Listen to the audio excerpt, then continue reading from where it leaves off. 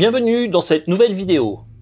Si comme moi vous êtes lassé par le système de capuchon sur les pots de peinture Citadel et que vous vous demandez comment faire pour transférer vos peintures dans des pots compte-gouttes, j'espère que cette vidéo va vous aider et répondra à certaines des questions que vous pourriez vous poser. Premièrement, il va vous falloir des pots compte-gouttes. Ceux-là font 15 ml et ont une contenance largement suffisante car les pots de peinture Citadel font 12 ml. Attention, ils ne sont pas adaptés à des peintures contrastes ou pour les shades qui ont des pots de 18 ml. Mais comme je n'ai pas de peinture contraste et que je n'envisage pas de transférer les shades, ils feront parfaitement l'affaire dans mon cas. Il est toutefois plutôt aisé de trouver ce genre de pot avec des contenances de 20 ml. J'ai acheté des billes de mélange. Comme leur nom l'indique, elles aident au mélange de la peinture et on est un peu moins obligé de secouer les pots comme des déments. J'en mettrai 2 par pot car apparemment ça facilite et améliore le mixage de la peinture. Enfin, j'ai également acheté du diluant à peinture. En regardant d'autres vidéos sur le sujet, j'ai vu que c'était conseillé d'en utiliser et effectivement ça aide pas mal car certaines peintures sont plutôt visqueuses et ça permet de faire couler la peinture plus facilement. Au départ, j'étais plutôt réticent à en utiliser. Je n'avais pas envie d'altérer les peintures, mais après réflexion, j'ai réalisé que pendant les phases de peinture, la plupart du temps, je vais les diluer avec de l'eau.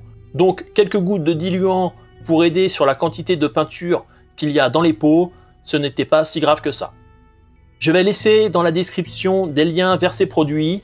Ce ne sont pas des liens sponsorisés, c'est juste pour faciliter la tâche pour les personnes qui pourraient être intéressées par ces produits. Enfin, j'ai modélisé et imprimé des entonnoirs avec des supports pour les maintenir.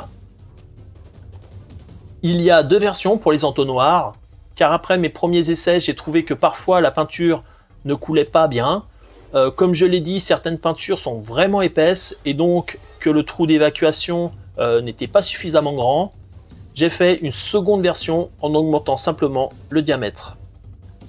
J'ai modélisé les supports en fonction de la hauteur des nouveaux pots afin que le bout de l'entonnoir tombe bien dans la bouteille. Je vais essayer de trouver un endroit pour rendre disponible en téléchargement les fichiers pour l'impression 3D. Le lien ne sera peut-être pas disponible immédiatement à la sortie de la vidéo, mais j'espère dans quelques jours. J'ai tout le matériel nécessaire, je peux maintenant commencer à transférer les peintures. Alors, pourquoi passer de ces pots à cela? Eh bien, tout simplement parce que je suis absolument pas fan du système de capuchon pour les pots Citadel.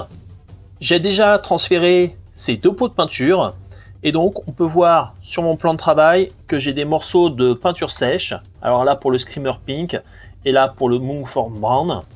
Et ces morceaux de peinture séchée étaient stockés au niveau du capuchon. Alors j'ai quelques pots en exemple. Alors déjà celui-là, le Mechanicus Standard Grey, là on peut voir que le capuchon se ferme très mal. Alors certains vont dire, ah oui mais tu as de la peinture qui est bloquée ici, mais j'ai déjà enlevé plusieurs fois la peinture et de toute façon jamais j'arrive à fermer totalement le capuchon. J'ai également, par exemple pour le Macrack Blue, une tonne de peinture qui est bloquée ici à l'arrière. Et c'est normal, hein, quand on utilise la peinture, on va secouer le pot de peinture. Il va y avoir de la peinture stockée au niveau du capuchon et quand on va l'ouvrir, ça va couler et ça va couler ici. Donc j'ai la même chose ici pour le Corn Red, donc avec pas mal de peinture ici. Et enfin, je pense le pire de tous, c'est le Lead Belcher, où là, j'ai une tonne de peinture qui se stocke ici. Je l'ai nettoyé plusieurs fois, j'en ai enlevé plusieurs fois. Et donc ça revient toujours. Certains vont peut-être dire, ah mais c'est parce que tu fermes mal tes pots. Je les utilise, je les ouvre, je prends la peinture et je les ferme immédiatement. Mais bon, ce genre de problème arrive quand même assez souvent. Pour transférer la peinture, je prends un pot vide dans lequel je vais directement mettre les petites billes de mélange parce que sinon, une fois sur deux, je l'oublie à la fin. Je le glisse entre le support sur lequel je viens mettre l'entonnoir. Avant de transférer la peinture, je vais bien évidemment secouer le pot afin de bien mélanger la peinture.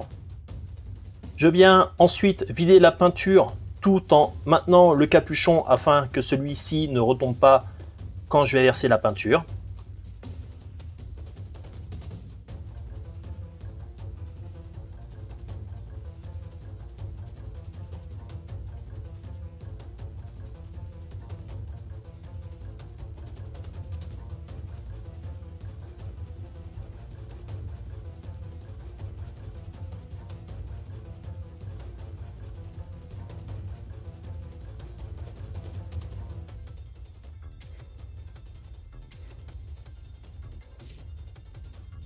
J'arrête quand la peinture commence à couler au goutte à goutte. Je prends mon diluant et viens en verser quelques gouttes dans le pot de peinture.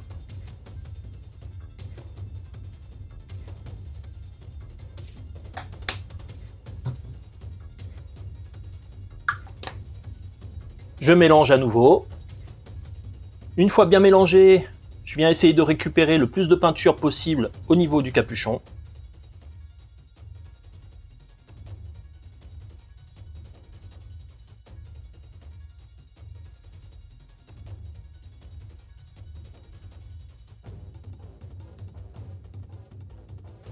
À présent, je peux l'enlever. Voilà. Et je viens verser le reste de peinture dans l'entonnoir. Je peux même complètement retourner le pot. Je profite qu'il se vide et que j'ai accès à de la peinture pour venir peindre le bouchon de mon pot de peinture. Donc ça, vous n'êtes pas obligé de le faire. C'est juste pour moi, ça m'aide à trouver les peintures beaucoup plus facilement. Au bout de quelques minutes, je viens avec mon pinceau pour essayer de récupérer le plus de peinture possible.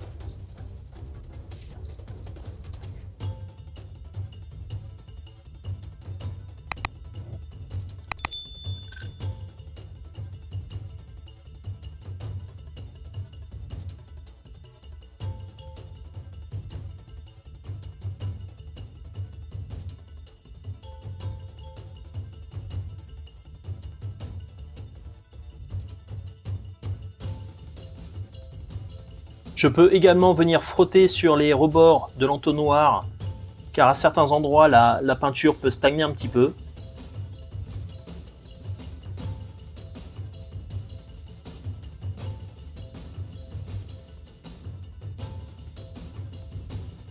Ensuite, je peux mettre le pinceau dans l'eau.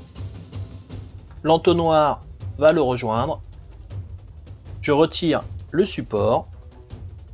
Et je viens rajouter l'embout. Alors pour le faire, je tiens bien ma bouteille sur le pas de vis et je viens appliquer l'embout.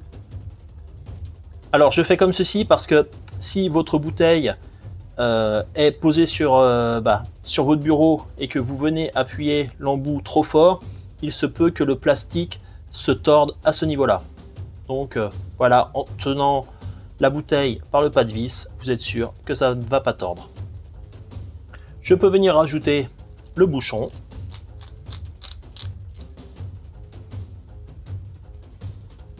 Je vais refermer mon pot de peinture.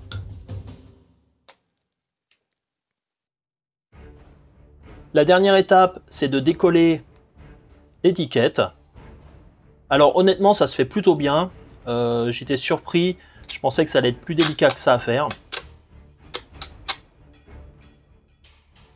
Et je viens l'appliquer sur mon pot de peinture. Alors honnêtement, toute l'étiquette, ça m'intéresse pas. Donc je viens découper les parties que je veux pas. Donc là, le code barre. Et je fais la même chose de l'autre côté.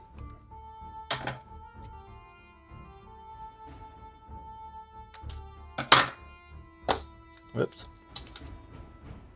Donc là, je viens m'assurer que l'étiquette est bien collée. Le transfert est terminé, je suis passé du pot Citadel à un pot compte-gouttes. Le transfert des peintures est terminé. Au total, j'avais 20 pots à faire. Je ne l'ai fait que pour les peintures et non pour les shades, car je n'ai eu aucun souci de peinture séchée pour les shades. J'ai essayé au maximum de minimiser la perte de peinture pendant le transfert. Néanmoins, il y en a quand même eu un peu, c'est inévitable. J'avais quelques inquiétudes également au niveau du nettoyage des entonnoirs, parce que j'imprime des objets en résine que je peins par la suite, et je ne savais pas si j'arriverais à bien enlever la peinture entre les transferts. Mais au final, ça s'est plutôt bien fait. Comme j'ai enchaîné les transferts, je ne laissais pas trop le temps à la peinture de sécher. Une autre chose qui m'a surpris, c'est la différence de consistance entre les peintures. Il y en a qui sont plutôt liquides, qui coulent bien, et il y en a d'autres qui sont plus visqueuses, gluantes, et qui coulent moins bien. Et comme dit dans l'introduction de la vidéo, c'est pour cette raison que j'avais imprimé des nouveaux entonnoirs avec un diamètre plus large. Au final, c'est une tâche dont je me serais bien passé. C'est plutôt fastidieux à faire, on ne doit pas être loin d'une dizaine de minutes par pot. Moi, j'en avais que 20 et ça m'a déjà demandé pas mal de temps. J'imagine même pas pour les personnes qui ont 40-60 peintures à transférer.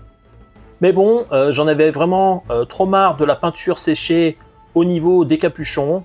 Ce système n'est vraiment pas idéal à l'utilisation. D'ailleurs, je ne crois pas qu'il soit utilisé par d'autres marques de peinture. Je peux me tromper, mais il me semble que la plupart des autres utilisent justement des pots avec un système compte-gouttes. Un autre petit avantage que je n'avais pas anticipé, c'est la place prise par les pots de peinture. Comme ils sont plus grands en hauteur et qu'ils ont un diamètre inférieur aux pots citadelle, quand ils sont regroupés, ils prennent une surface moins grande. Et pour moi qui ai une zone de stockage limitée, c'est plutôt intéressant. Nous arrivons au terme de cette vidéo. J'espère que si vous envisagez de transférer vos peintures, vous pourrez profiter des conseils présents dans cette vidéo. Merci de l'avoir regardé jusqu'au bout et à bientôt pour la suite.